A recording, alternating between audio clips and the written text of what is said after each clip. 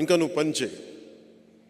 దశాబ్దం తర్వాత పోరాటాలు చేసి అందరి కోసం నిలబడి 4 దశాబ్దాలకు తెలుగుదేశం పార్టీ కూడా వెన్నంటే ఉండి నిలబడి ధైర్యం ఇచ్చి 5 కోట్ల మంది ప్రజలు కోరుకుంటున్న ఆకాంక్ష ఒక ఐక్యతతో కూడిన ఒక అలయన్స్ ఉండాలి. ఎన్డీఏ అలయన్స్లో తీసుకొచ్చిన తర్వాత చెప్తున్నాను, ఈరోజు నన్ను గెలిపించండి.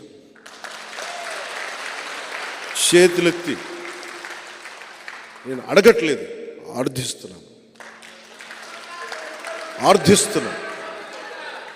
లేదు, అడగందే అమ్మైనా పెట్టదంటారు.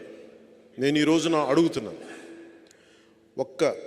ఈ 2 సీట్లుతో పాటు మిగతా 19 సీట్లు ఇంకొక పార్లమెంటు ఇవి కొట్టి చూపించామంటే, ఇందాక చెప్తా ఉన్నారు సినిమాలో భగత్ సింగ్, దాని పేరు ఉస్తాద్ భగత్ సింగ్, అందులో ఒక క్యారెక్టర్ గ్లాస్ పడేస్తాడు. ఈరోజు వచ్చింది కదా, గ్లాసు పడి ముక్కలు అయిపోద్ది.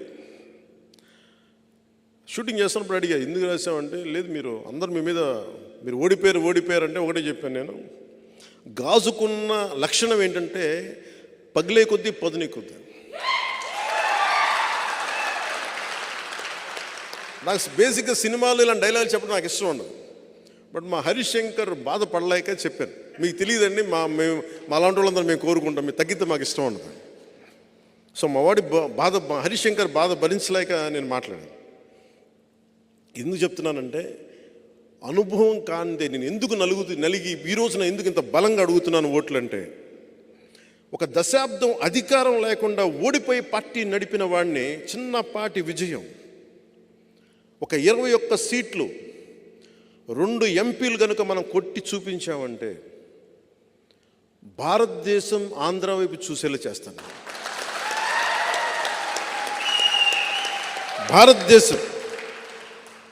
భారతదేశానికి నేను తలమానికం అయ్యేలాగా ఈ 2 సీట్లతో నేను చేయగలను, అంత నిలబడతాను.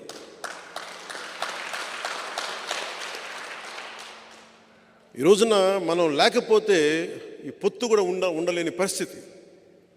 అంత కన్విన్స్ చేశాను జాతీయ స్థాయి నాయకులందరినీ, అంత నిలబడ్డాను, మాట్లాడాను, 2 చేతులైతే నమస్కారం పెట్టి పరిస్థితులు వివరించాను. ఎమ్మెల్యేగా ఓడిపోయాను, అది కూడా చెప్తున్నాను మీకు.